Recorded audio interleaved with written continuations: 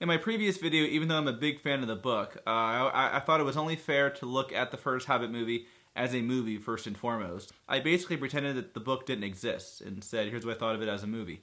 Now that I've done that, I can start looking at it as an adaptation. I wanted to start with the character of Bilbo Baggins because I think that he's a pretty different character in the movie, or at least, or at the very least, they've done something very different with him. The essence of the Hobbit book to me is that you have this character of Bilbo who just is the least qualified creature on the planet to be going on an adventure like this, to be doing the things they ask him to do, and yet somehow, mostly by apparent luck, apparent coincidence, he keeps on coming out on top. And indeed, one of the last lines of the book, Gandalf says, you didn't really suppose that all of your near escapes and that it all could have been just complete luck.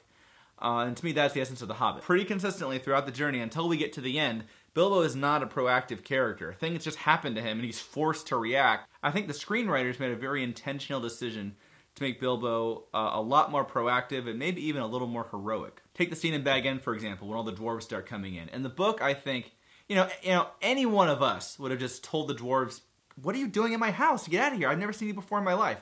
But Bilbo in the book is so locked into his routine that he just doesn't know what to do. He just sort of, okay, I guess I'll get you food. He doesn't know what to do. And that's how he ends up on the adventure in the first place. Gandalf basically shoves him out the door the next day, and the book even says, to the end of his days, Bilbo could never remember how he found himself, running towards the place to meet the dwarves.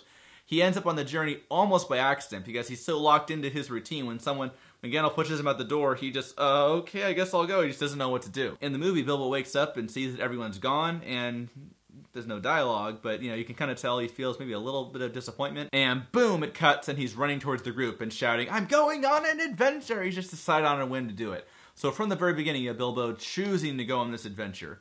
Very different from the book. Bilbo's first adventure, just like in the book, is with the trolls. But once again, I think we see Bilbo being a lot more capable, a lot more proactive, and a little more heroic in this scene. In the book, this scene is really Bilbo, it's his first adventure, but it's really a big failure for him. The dwarves kind of force him to go, he doesn't want to go, they kind of push him, force him to go look at investigate this light, which turned out to be trolls, and Bilbo then decides to do something very stupid, because he doesn't want to go back to the dwarves empty-handed. He wants to prove himself to them, I guess, and decides to pick the trolls' pockets, and that almost ends up leading to all of the dwarves getting eaten. In the book, it's Gandalf that saves them. When Gandalf, he's making the fake voices, making the trolls continue to argue, till finally the sun comes up and turns them into stone. During that time, Bilbo is, lying out of the light of the firelight, probably wetting his pants, utterly terrified. So the whole episode with the trolls is really, it's Bilbo's first test, and he fails it miserably. In the movie, the reason they are interested in the trolls in the first place is because, Fili and Kili are there, and they see that they've stolen some horses, and Bilbo actually says, the horses, we have to save them.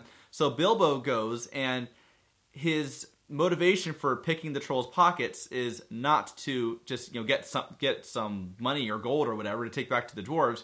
It's because he wants to save the horses. Also, when all the dwarves are roasting over the fire, which I thought was a really funny visual, it's Bilbo's idea to he overhears them talk about the sun, and it's his idea to keep them arguing until the sun comes up. Obviously, Gandalf does his little bit with cracking the rock, so the sun comes up a little bit earlier. But it's, as Gandalf even points out in the movie, it's Bilbo's idea that ultimately saves them. When they're sleeping in the tunnel just before they get captured by the goblins, Bilbo, I see him once again being kind of proactive. He decides to leave. He decides, no, I don't belong here. I'm going to go back to Rivendell. And personally, I don't think the Bilbo in the book would have had the courage to leave the company and do that. As the others being captured by goblins, Bilbo actually sword fights a Gollum. I know he's just sort of, he's just sort of waving his sword around clumsily. But the fact that he even survives against that goblin for more than 10 seconds, I think automatically means, okay, this Bilbo is a little more capable and heroic than he is in the book. In the Riddles in the Dark scene, which is obviously an iconic moment in the book and a very memorable scene in the film, in the book, it is Gollum initiates the riddle game. Gollum says, Gollum starts telling riddles and says, hey, let's do this. And he makes him a deal, If you stump me, I'll show you the way out. If I stump you, then I'm going to eat you. In the movie, Bilbo initiates this. Gollum says, games, we love games. And then Bilbo sees that, and then he goes, oh, why don't we have a game of riddles? And, if I stump you, then you have to show me the way out. So it's Bilbo that initiates all of it. And of course, the screenwriters apparently felt they had to give Bilbo a big action moment at the end. So they have Bilbo save Thorin's life. This is not something I think Bilbo would have done at this stage in the journey in the book. Now, in the book, Bilbo slowly does become a more proactive character. I think he starts to have a little more confidence in himself, or maybe just more confidence in his luck. And at the end of the book, you see him, obviously he initiates the meeting with Bard, and he decides to negotiate the Arkenstone. So we see him being a lot more capable and proactive towards the end of the book, but he's come a long way before he gets to that point. And someone kind of made the point to me, well, maybe they decided, because they're doing, this is only movie 1 here. Maybe they wanted to have this journey where Bilbo becomes more capable in this movie. That's an interesting idea. It's possible they wanted to do that, but the problem is that I don't think Bilbo goes on a journey because I don't see him being very incapable. He's pretty much capable and sort of heroic the entire time. The Trolls are a good example of that. In the book, it's Bilbo's first test and he fails it miserably. In the movie, it's a huge success for him. So I'm not sure where there is left for the character to go in future movies, but I'm certainly looking forward to finding out. The book The Hobbit is told strictly from Bilbo's perspective. It really is very much, you get his view on the world, and you get a lot of his internal dialogue, and a lot of it's pretty amusing. In the movie, to an extent, this is sort of inevitable. You're going to lose a lot of this in the movie because you can't hear the character's thoughts. But I think even more than that, Bilbo has almost been reduced to a secondary character in the movie, and the focus seems more on Thorin. I wouldn't say Thorin's the main character. I don't think there is a main character in the movie.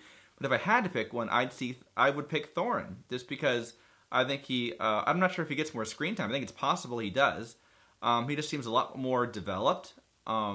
He has a more interesting journey he goes on through the course of the film. The movie is not really told from a single character's perspective. It kind of jumps around a little bit. And there are times when you don't even really know what Bilbo's reaction is to things. In Rivendell, Bilbo kind of drops out of the story for a while, and personally, I didn't even really notice. Then all of a sudden the journey started again, I went, oh yeah, this is called The Hobbit. Yeah, there he is, Bilbo again. I should make it clear, this is not necessarily a criticism. The fact is, Lord of the Rings was made first, and I acknowledge the need to kind of Lord of the Rings eyes The Hobbit a little bit.